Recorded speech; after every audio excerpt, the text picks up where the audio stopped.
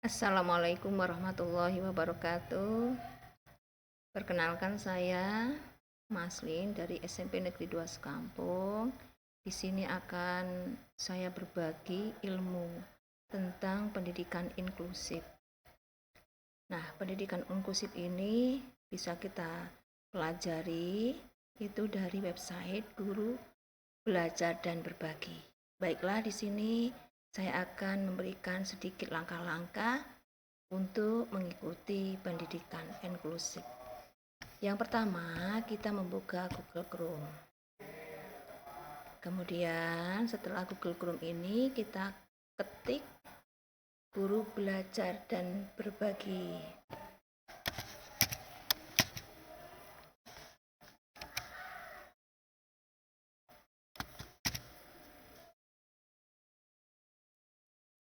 Guru Belajar dan Berbagi kemendikbud.go.id.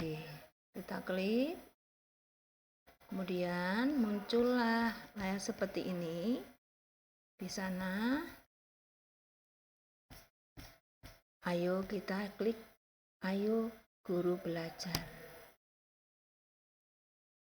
Nah, Bapak Ibu sekalian, di sini akan nampak pada layar ada seri pendidikan PAUD, ada yang pertama adalah seri Semangat Guru, seri pendidikan PAUD, seri pendidikan inklusif, dan seri asesmen. Nah, yang akan kita pelajari adalah seri pendidikan inklusif. Nah, akan muncul nampak di sini yang bagian seri pendidikan inklusif. Karena kita akan belajar bagian seri pendidikan inklusif ini, kita klik selengkapnya. Kemudian kita arahkan kursor, klik mulai belajar.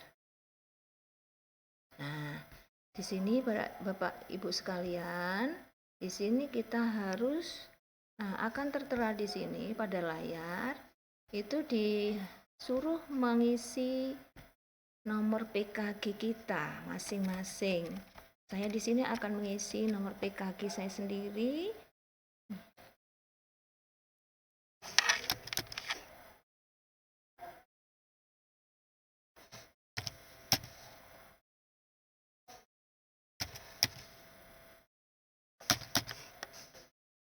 Setelah diisi, passwordnya juga jangan lupa.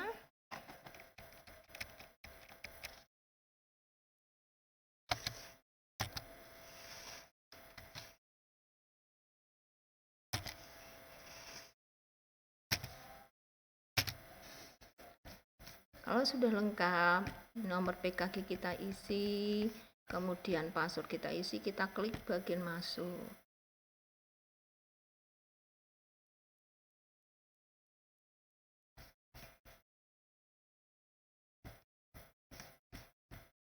Masuk.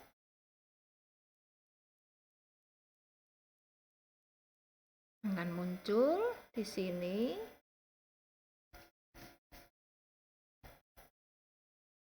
nama kita. Kemudian di sini kita pilih bagian pendidikan inklusif selengkapnya. Klik selengkapnya. Setelah selengkapnya,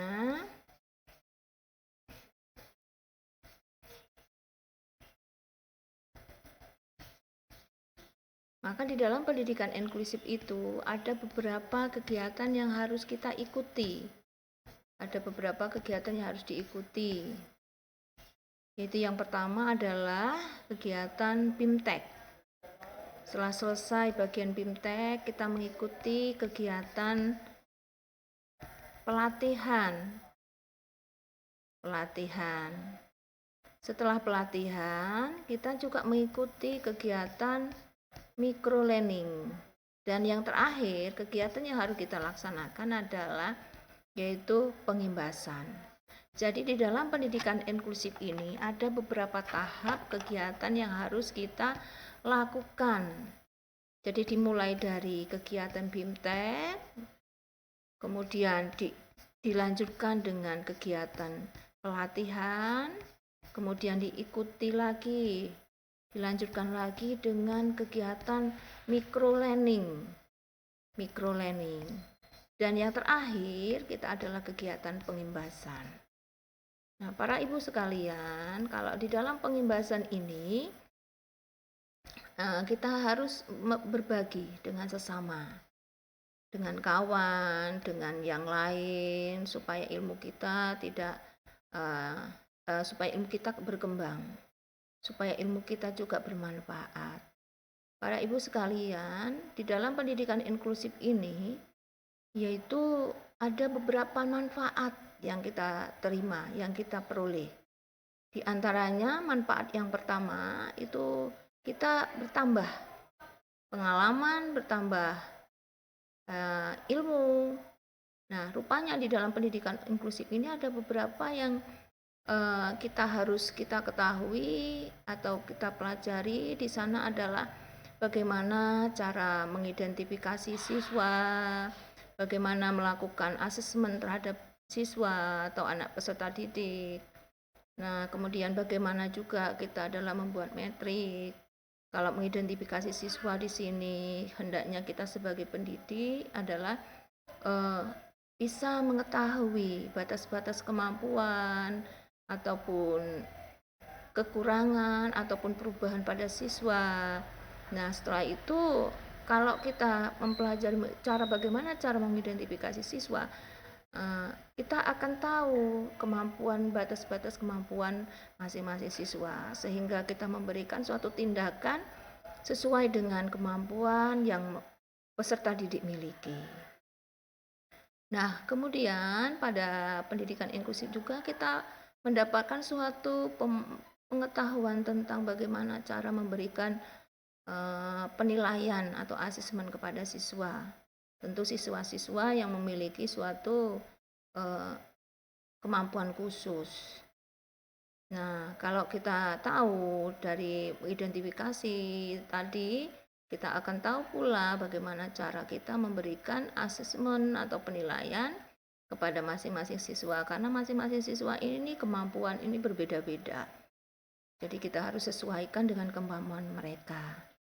Dan kita juga akan tahu juga bagaimana kita cara membuat metrik masing-masing daripada kondisi siswa dan kemampuan yang dimiliki oleh masing-masing siswa. Nah, itu saya rasa yang ilmu, pemahaman, pengetahuan, juga yang kita pengalaman yang kita dapat dari pendidikan seri inklusif ini. Semoga bermanfaat untuk kita semua. Saya akhiri, wassalamualaikum warahmatullahi wabarakatuh.